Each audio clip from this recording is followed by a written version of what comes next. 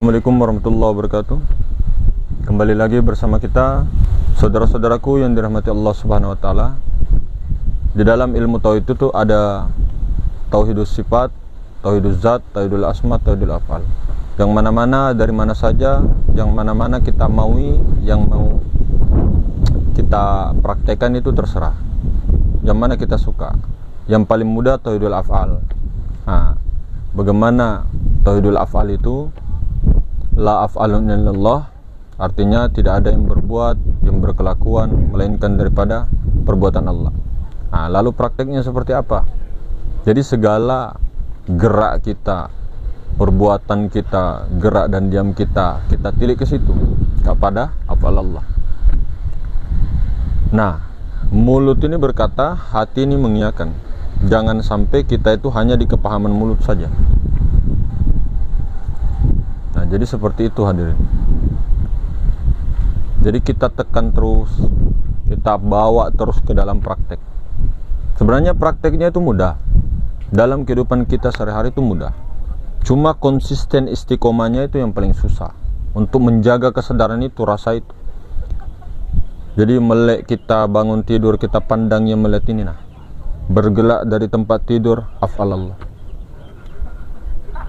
Duduk kita dalam batin kita rasakan secara syariatnya afal Allah. Melangkah kepada kamar mandi afal Allah. Berudu afal Allah. Sampai di kamar mandi begitu juga. Mengambil air wudu tadi, istinja tadi, mau sholat subuh tadi, mendirikan sholat tadi. Praktiknya ke situ afal Allah. Ini yang dikatakan suci zohir, suci batin. Maka hadirin semuanya Allah Subhanahu wa taala, sepertinya kita ini terlena jauh, terlupa dengan jauh karena hati kita itu sangat mengkoneksikan diri kita itu dengan makhluk, dengan sesuatu. Padahal tidak boleh di dalam hati kita itu, tidak boleh selain daripada Allah Ta'ala.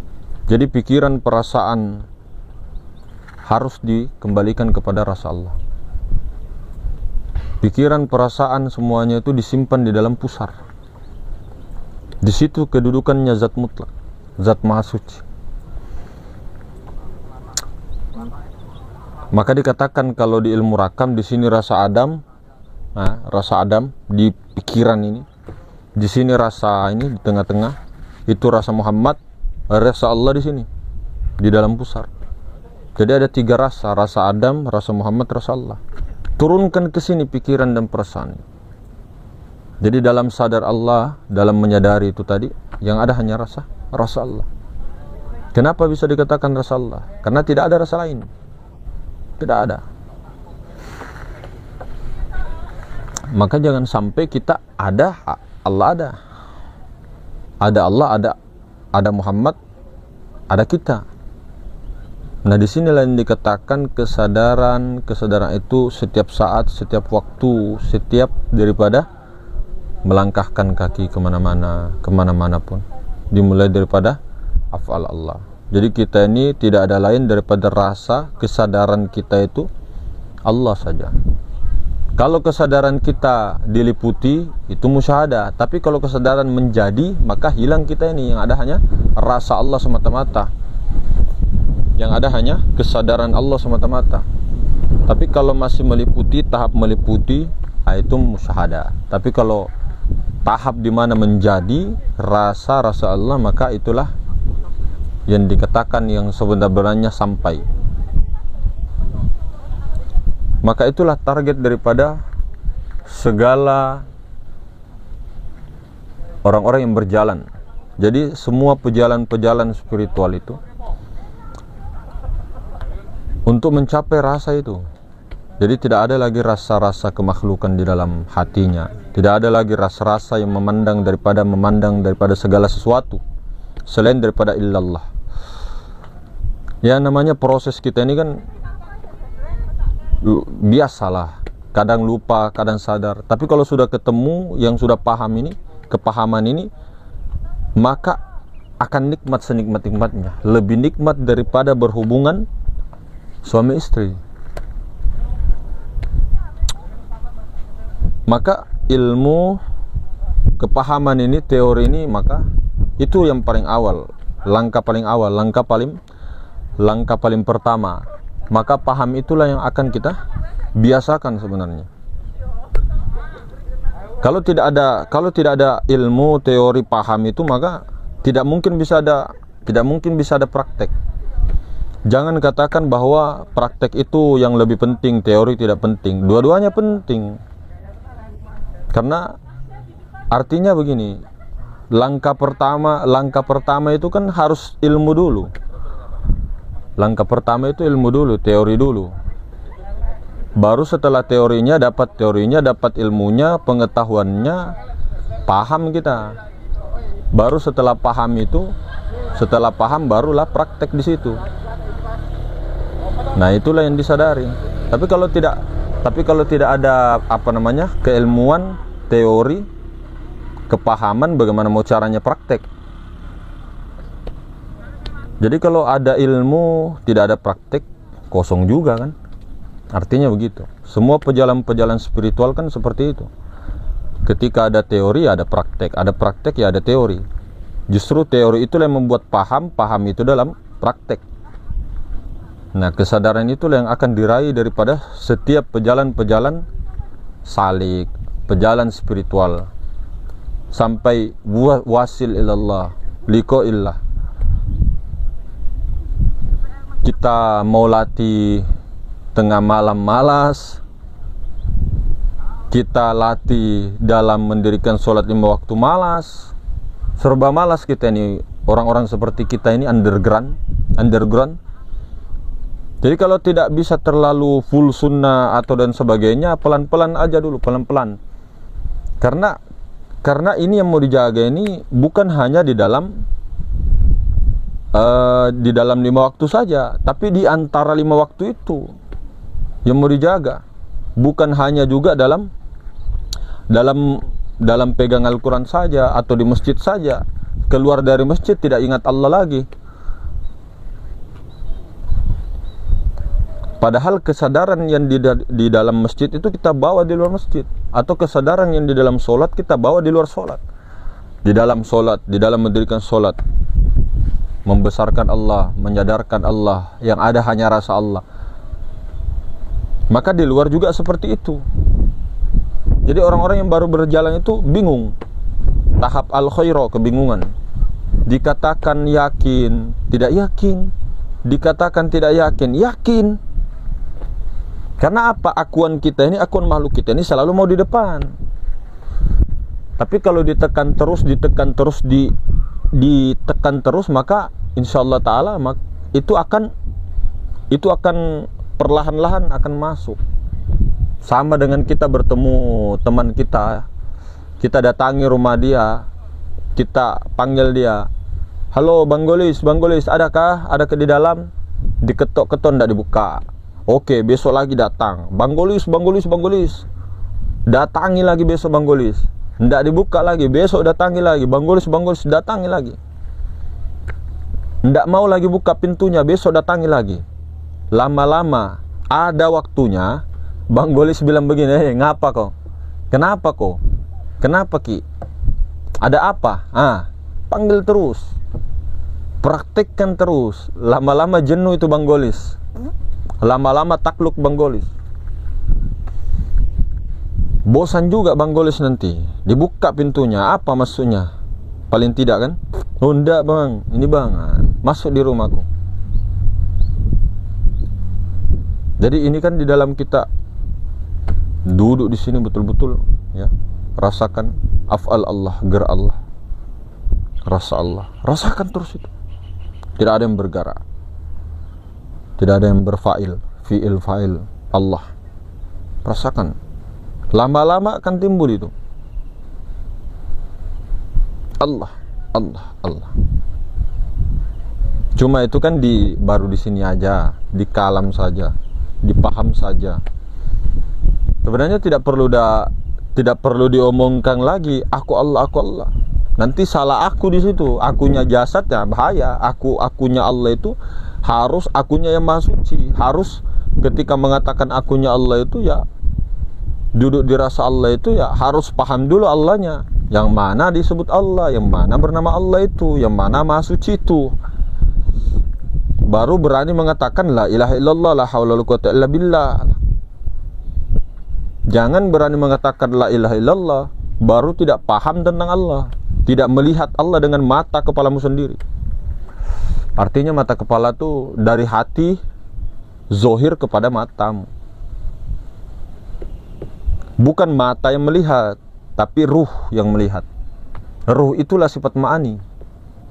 Sifat ma'ani itulah yang bernama Nur Muhammad Rasulullah. Nah, sifat ma'ani ini adalah kelakuannya Allah Ta'ala. Sifat ma'ani itu Rasulullah itu adalah wujudnya. Wujud bukan Allah lah. Allah ya Allah, wujud ya wujud. Kenyataan wujud ya beda lagi. Kenyataan wujud itulah af'al. Ya, wujud itulah sifatnya Allah.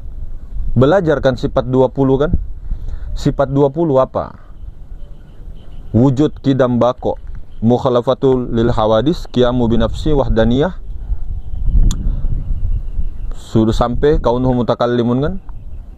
Belajar semua.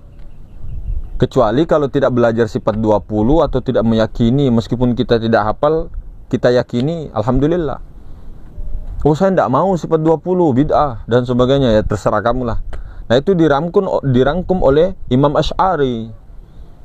20 sifat itu mengambil daripada guru-gurunya, mengumpulkan semua untuk memudahkan paham umat Islam tuh.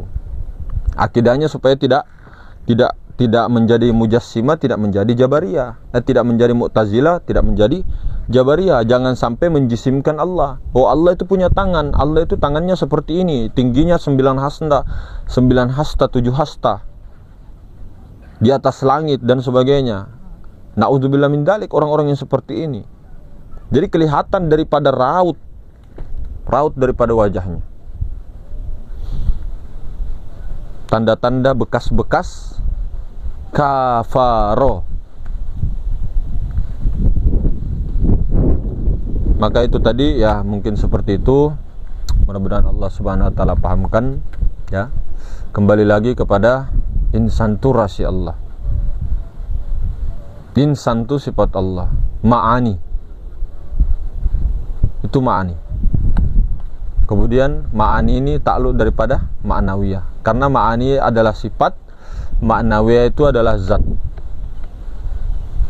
Jangan sampai kita yang zohir mengaku terus zohir, akunya zohir terus. Maka seperti itu Allah tidak akan pernah ada dalam pandangan hakikat yang sebenarnya di dalam diri kita. Meskipun kita sebut-sebutnya, tapi itu masih ada sifat-sifat akuan kita begitu, maka sangat luar biasa kesyirikannya.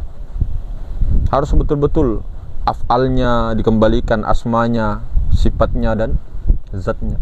Jadi pikiran perasaan, itu betul-betul ditenangkan, jangan dicari-cari lagi, tidak perlu lagi disebut-sebut. Kalau sudah mantap, tidak usah lagi dipikir-pikir, diam saja, diam di tengah pusar saja itu, di dalam pusar itu. Tinggal merasakan, tinggal menyadari saja. Tidak perlu disebut-sebut aku Allah, aku wujud Allah, aku zat Allah lah. Nanti itu masih proses kalau begitu. Tapi tidak apa-apa. Kalau memang paham tentang zat, melihat tentang zat Allah, terserah saja. Tapi kalau tidak paham bilang begitu, itu berbahaya, itu kafir zindik jadinya. Hati-hati Pak dengan ilmu-ilmu tauhid. Salah sedikit jadi hewan kamu. Salah sedikit jadi Fir'aun. Salah sedikit gila. Bukan berarti disuruh hati-hati terus kita tidak usah belajar ilmu tauhid. Tidak, ini ilmu fardu ain. Usuluddin itu fardu ain. Apa ilmu fardu ain? Iman, Islam, ihsan, ma'rifat. Tuh rukun agama tuh 4 bos, bukan hanya ilmu fikih. Syariat, thariqah, hakikat, ma'rifat. Syariat ilmu pada jasmani, ilmu thariqah, tasawuf ilmu pada hati. Kemudian ilmu hakikat, itu pada nyawa kita, ilmu rahasia pada ma'rifat. Jadi kalau kita mengkaji ilmu syariat saja, ya itu tidak akan bisa dikatakan orang beragama, karena dia hanya salah satunya saja. Ilmu syariat yang ilmu fikih itu memperbaiki tata cara sholat, ya, tata cara bacaan, tata cara berudu, tata cara istinja. Itu ilmu syariat, ilmu fikih. Nah, mana ilmu batinnya?